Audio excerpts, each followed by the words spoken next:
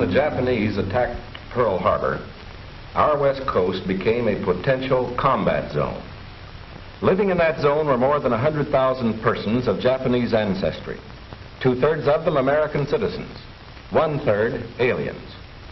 We knew that some among them were potentially dangerous. Most were loyal.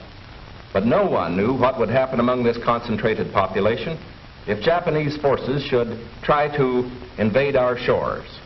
Military authorities therefore determined that all of them, citizens and aliens alike, would have to move. This picture tells how the mass migration was accomplished. Neither the Army nor the War Relocation Authority relished the idea of taking men, women, and children from their homes, their shops, and their farms. So the military and civilian agencies alike determined to do the job as a democracy should, with real consideration for the people involved. First attention was given to the problems of sabotage and espionage. Now, here at San Francisco, for example, convoys were being made up within sight of possible Axis agents. There were more Japanese in Los Angeles than in any other area. At nearby San Pedro, houses and hotels occupied almost exclusively by Japanese were within a stone's throw of a naval air base, shipyards, oil wells.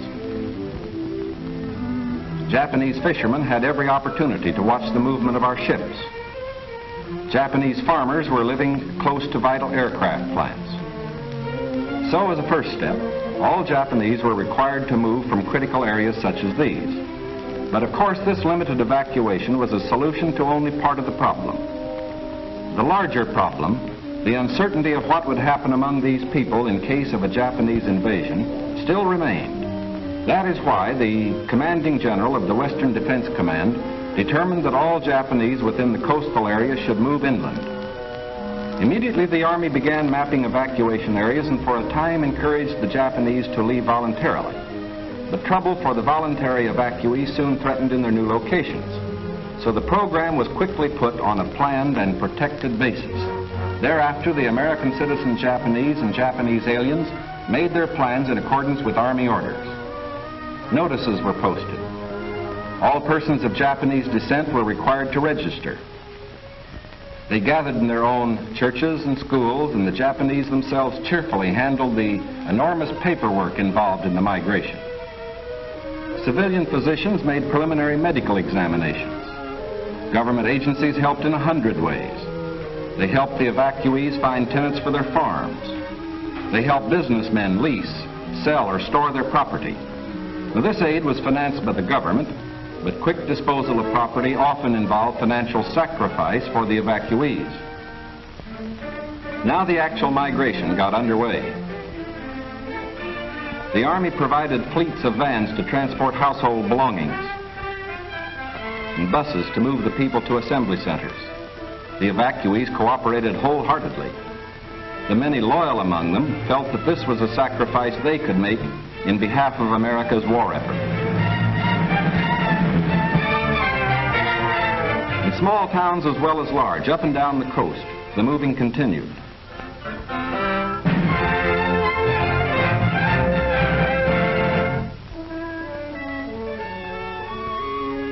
Behind them, they left shops and homes they had occupied for many years.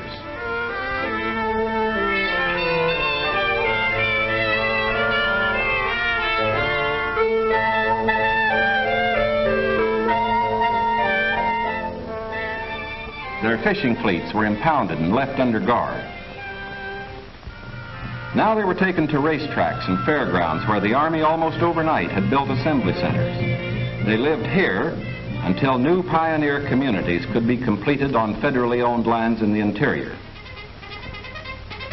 Santa Anita Racetrack, for example, suddenly became a community of about 17,000 persons. The Army provided housing and plenty of healthful, nourishing food for all. The residents of the new community set about developing a way of life as nearly normal as possible. They held church services, Protestant, Catholic, and Buddhist. They issued their own newspaper, organized nursery schools, and some made camouflage nets for the United States Army. Meanwhile, in Arizona, Utah, Colorado, Wyoming, and elsewhere, quarters were being built where they would have an opportunity to work and more space in which to live. When word came that these new homes were ready, the final movement began.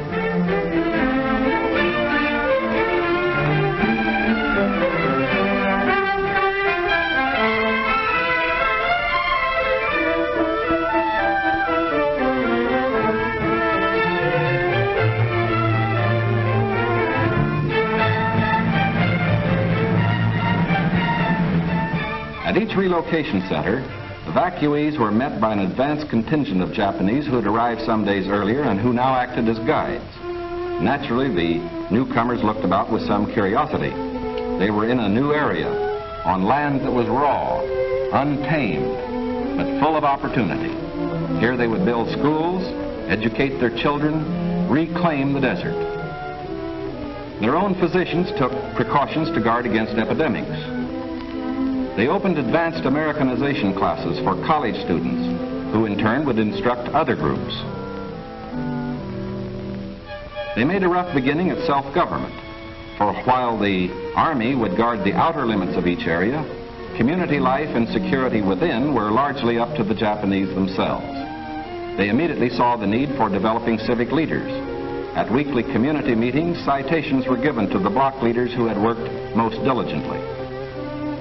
Special emphasis was put on the health and care of these American children of Japanese descent.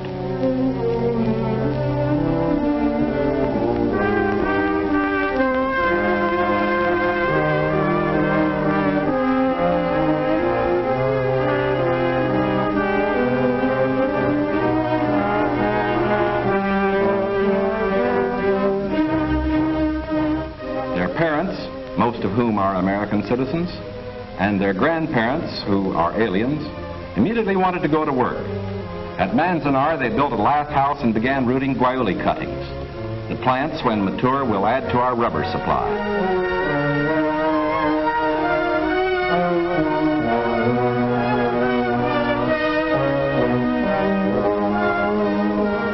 At Parker, they undertook the irrigation of fertile desert lands. Meanwhile, in areas away from the coast and under appropriate safeguards, many were permitted to enter private employment, particularly to work in sugar beet fields where labor was badly needed. Now, this brief picture is actually the prologue to a story that is yet to be told.